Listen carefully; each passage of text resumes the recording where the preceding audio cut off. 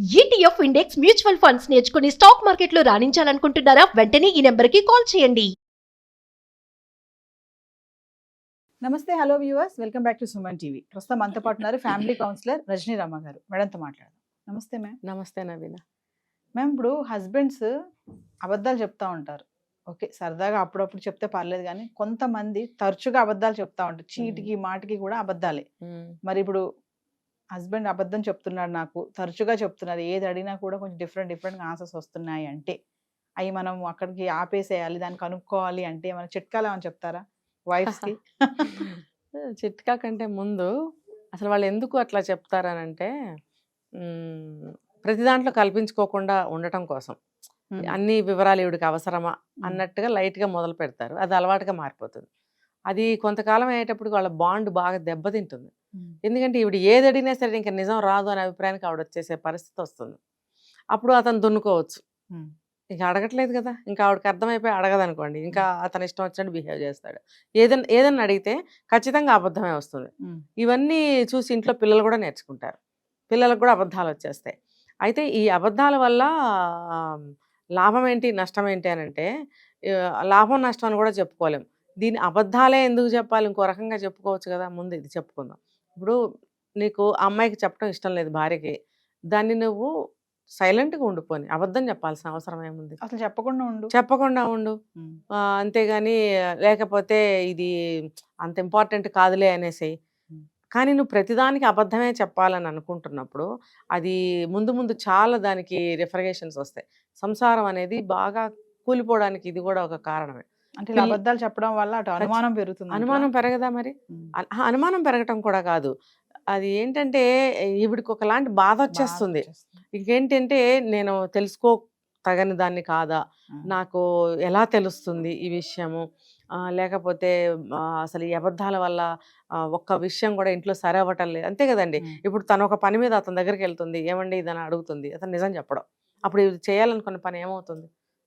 ఏదన్నా కానివ్వండి, ఒక విషయం గురించి అడగాలని వెళ్తుంది, అదేదో తెలిస్తే తను ఫర్దర్గా దాని మీద ఏదన్నా చేయొచ్చు, యాక్షన్ తీసుకొని తను చేయవలసింది అని చెప్పి వెళ్ళి అడిగితే అక్కడ సరైన నిజం రాలేదనుకోండి, ఈవిడ ఏ అభిప్రాయంతో ఆ పని చేయగలదు? అంటే తను ఈ పని ఎలా చేయగలదు?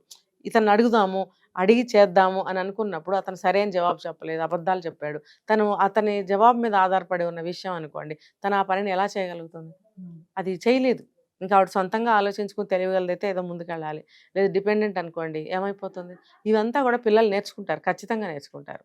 కాబట్టి అబద్ధాలు అనేవి చాలా చేటని నేను చెప్తున్నాను మేడం. అయితే ఓకే, బాగుంది ఇక్కడ వరకు. ఇప్పుడు అబద్ధాలు అనుమానం అడిగాను కదా నేను, కొంతమంది దగ్గర ఫ్యామిలీస్లో నేను కూడా చూశాను, ఇలా అబద్ధాలు చెప్పడం వల్ల అటువైపు వైఫ్కి లేనిపోని డౌట్స్ వస్తూ ఉంటాయి. అంటే అవి ఎలా అన్నా అనుకోండి, లైక్ అంటే వేరే కాంటాక్ట్లో ఉన్నాడా, లేకపోతే నాకు తెలియకుండా ఇంకేమైనా చేస్తున్నాడా, అది ఫినాన్షియల్గా కానీ వేరే అమ్మాయితో కానీ అఫైర్ ఉందా ఏంటి, నాకు ఎందుకు చెప్పట్లేదు, నాకు ఎందుకు అబద్ధం చెప్తున్నారు అంటే కొంతమంది ఓవర్ థింకింగ్ చేసే ఆడవాళ్ళు ఉంటారు. ఎక్కువగా ఆలోచించే ఆడవాళ్ళకి ఇలా డౌట్లన్నీ వస్తూ ఉంటాయి. మరి దీన్ని ఎలా చూడొచ్చు? అదే నేను ఇందాక చెప్పాను, అసలు ఏం జరుగుతుంది బయట నాకు ఎలా తెలుస్తుంది, నా ఆవేదన ఎక్కువ ఉంటుంది. ఇప్పుడు ఒక ఇంటికి సంబంధించినంత వరకు భార్యాభర్తలు ఇద్దరికి తెలియాలి కదా అన్ని విషయాలు. కొన్ని విషయాలు భార్యకి తెలిసినా తెలియకపోయినా లాభం నష్టం రెండూ ఉండవు. అలాంటి ఓకే, ఎవరైనా యాక్సెప్ట్ చేస్తాం.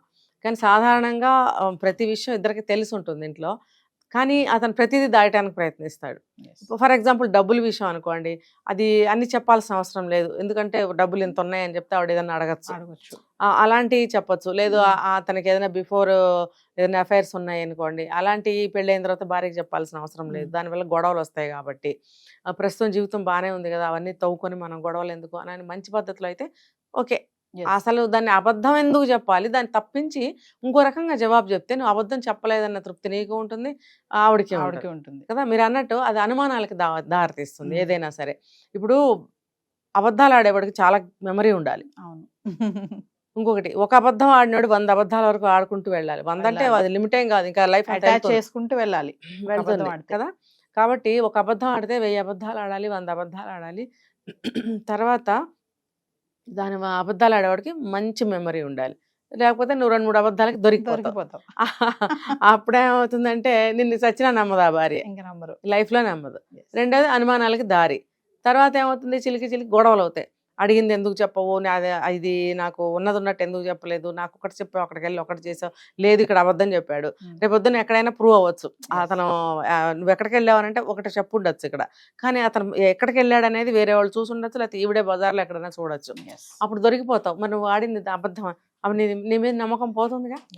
అంటే అబద్ధాలు ఆడితే ఏమవుతుందంటే మెయిన్గా నమ్మకం పోతుంది, నీ మీద నమ్మకం పోతుంది, భరోసా పోతుంది, ఆటోమేటిక్గా గౌరవం కూడా పోతుంది, నీ మీద చులకన భావం ఏర్పడుతుంది. అందుకని అబద్ధాలు ఆడాల్సిన అవసరం లేదు. భార్య కదా, ఏదో ఎంతో కొంత చెప్పు, పని డైల్యూట్ చేసి చెప్పు, లేకపోతే మాటను తప్పించి ఆవిడకి అవసరం లేదులే, వర్రీ అవుతుందిలే, ఎందుకులే, కొంచెం మాటను తప్పించి చెప్పు. అంతేగాని ప్రతి దానికి నోరిపితే అబద్ధం అనమాట. అంటే కొంతమంది ప్రత్యేకంగా అబద్ధాలు ఆడటానికి కారణం ఏంటంటే వాళ్ళు చేసే ఏ పనులు ఇంట్లో తెలియకూడదు. దొంగ పనులు, వెధవ పనులు, దరిద్ర పనులు, నీచ పనులు ఏవో ఉంటాయి కొంతమందికి, అవన్నీ ఇంట్లో తెలుస్తాయని చెప్పి భార్యకి అసలు బయట మ్యాటర్స్ ఏవి ఇంటి దగ్గర చెప్పరు. తను మాట్లాడాల్సి వస్తే ప్రతిదీ కాన్ఫిడెన్షియల్గా దాచిపెట్టి మాట్లాడుతూ ఉంటాడు అనమాట. ఎందుకంటే భార్య ఇంట్లోనే పడి అణిగి మణిగి ఉండాలి. ఈయన బయట సరిపోయే విషయాలు ఏమి ఆవిడకి తెలియకూడదు. తెలిస్తే మళ్ళీ అడుగుతుందేమో అని చెప్పి ఆమె అణిచి ఉంచుతాడు ఇంట్లో. అలాంటి భార్యలు ఎదురపడి కూడా అడగలేరు. దీనివల్ల ఆటోమేటిక్గా వాళ్ళిద్దరి మధ్యన బాండే పోతుంది. అసలు పిల్లలు అన్నీ నేర్చుకుంటారు, పిల్లలు కూడా అన్ని అబద్ధాలు చెప్పడం మొదలు పెడతారు. నీకు అర్థమవుతూనే ఉంటుంది పిల్లలు అబద్ధం చెప్తున్నారు అని. నువ్వు అబద్ధాలు ఆడటం వల్లే పిల్లలు అబద్ధాలు ఆడుతున్నారని కూడా నీకు కూడా అర్థమవుతుంది కొద్ది రోజులకి. అదనప్పుడు కనీసం యాజ్ ఎర్లీ యాజ్ పాసిబుల్ మేల్కొని కొంచెం పద్ధతి మార్చుకుంటే బాగుంటుంది. లేదనుకోండి టోటల్ ఫ్యామిలీ అబద్ధాలు చెప్తుంటే ఆ ఇళ్ళకి అబద్ధం చెప్పడం అలవాటు లేదనుకోండి, ఆవిడ ఎంత సఫర్ అవుతుంది. ఇంకా ఎవరికి ఏం చెప్పే పరిస్థితి ఉండదు. ఎవడి పాటికి వాడు అబద్ధాలు చెప్పుకుంటూ పని గడుపుకొని వెళ్ళిపోతూ ఉంటారు. చివరికి వాళ్ళు తీసుకున్న గోతులు వాళ్ళే అని చెప్పి వాళ్ళే పడతారు. ఆ అబద్ధాల వల్ల వాళ్ళ జీవితం డ్యామేజ్ అయ్యి దానివల్ల వచ్చే ఫలితాలన్నీ వాళ్ళే తీసుకుంటూ బాధపడుతూ ఎలా బయటపడాలో తెలియక అబద్ధాలు మానలేరు. అది అవసరం ఉన్నా లేకపోయినా అబద్ధం ఆడతాం. భోంచేసావా అంటే కొంతమంది చేయలేదంట తినొచ్చి, అక్కడ అబద్ధం ఆడటం ఎందుకు? తప్పు కదా. నీకు తినకపోతే తినలేదని చెప్పు, అంతేగాని తినేసి వచ్చి తినలేదని అంటావు ఎందుకు? దాంట్లో ఏముంది విషయం? ఏమనుకుంటారు నువ్వు తినొచ్చానని చెప్తే? ఏంటో మరి అలా సైకాలజీ మనకు అర్థం కాదు. అంటే ఇక్కడ ఏమైనా మళ్ళీ మంచి వెరైటీలు పెడతారో మళ్ళీ తినాలని ఉద్దేశమా? అయితే దానికి చేసొచ్చానండి మీరేం చేశారు పెట్టండి అది కూడా తింటాను అనండి, చక్కగా ఎంత బాగుంటుందో. ఇంకా బాగుంటుంది. అక్కడ ఏదో కొద్దిగా తినగలుగుతారు, ఏదో 1-2 ఐటమ్స్ మళ్ళీ టేస్ట్ చేసి వెళ్ళండి, వాళ్ళు సంతోషిస్తారు మా ఇంట్లో తిన్నారని. నీ తృప్తి తీరుతుంది కదా. లేకపోతే నీ కెపాసిటీ ఉంటే 2 సార్లు తిను. అబద్ధం ఆడాల్సిన అవసరం ఏముంది అక్కడ? ఇలా అర్థం ఉన్నా లేకపోయినా ప్రతిదానికి అబద్ధాలు ఆడతారనమాట. జీవితాలు చిద్రమవుతాయి దీనివల్ల. అంటే నీకు భార్యకి ఆ మాట చెప్పడం ఇష్టం లేకపోతే మానేసే, అబద్ధం చెప్పొద్దు అక్కడ. అంతే, అబద్ధం చెప్పొద్దు. నువ్వు కావాలంటే దాటవేయి దాన్ని, లేకపోతే డైల్యూట్ చేసి చెప్పు, లేకపోతే నీకు సమయం వచ్చినప్పుడు చెప్తానులే అను, లేకపోతే నిజంగా ఏమీ లేకపోతే ఏమీ లేదని చెప్పు. లేదు ఒక మంచి కోసం ఒక అబద్ధం ఆడచ్చు అని ఒక సూత్రం ఉంది. నువ్వు ఏదైనా ఒక మంచి కార్యం చేస్తున్నావు, దానికోసం చిన్న అబద్ధం ఆడాల్సి వచ్చిందంటే ఆడు, పర్వాలేదు. ప్రాణభయం ఉంది, నువ్వు ప్రాణం నీకు అక్కడ డేంజర్లో పడబోతుంది, ఒక అబద్ధం చెప్పి తప్పించుకోవచ్చు అని అనుకుంటే నువ్వు అక్కడ ఒక అబద్ధం ఆడు, నువ్వు తప్పించుకుని బయట పడగలను అనుకుంటే. అలాంటి సందర్భాల్లో అబద్ధం ఆడచ్చు, తప్పేమీ లేదు. కానీ నిద్ర లేచిన దగ్గర నుంచి పడుకునే వరకు ఒక్క నిజం రాదండి ఒక్కొక్కళ్ళ నోట్లో నుంచి. అమ్మో వాళ్ళతోటి భరించలేము అసలు. ఇంకా కొరకరాని కొయ్యి అంటారు చూసారా, అలా తయారైపోతారు. ముందు అబద్ధాలు చెప్పడం వరకే అనుకుంటాం మనం, అది ఆ తీరు పోను కొరకరాని కొయ్యిలాగా. ఇంకా నువ్వు ఏది అడిగినా నిజం రానప్పుడు లొంగుబాటు అనేది ఉండదు ఏ కోణంలో నుంచి కూడా. నువ్వు అడిగినా సరే అతని నుంచి నువ్వు రాబట్టుకోలేవు. నువ్వు ఎలాగ చెప్పినా కూడా అతను ఏది చేయటానికి ముందుకు రాడు. ఎందుకంటే అది ప్రతిది అబద్ధమే కదా. ఎక్కడ లొంగుబాటు ఉంటుంది అక్కడ?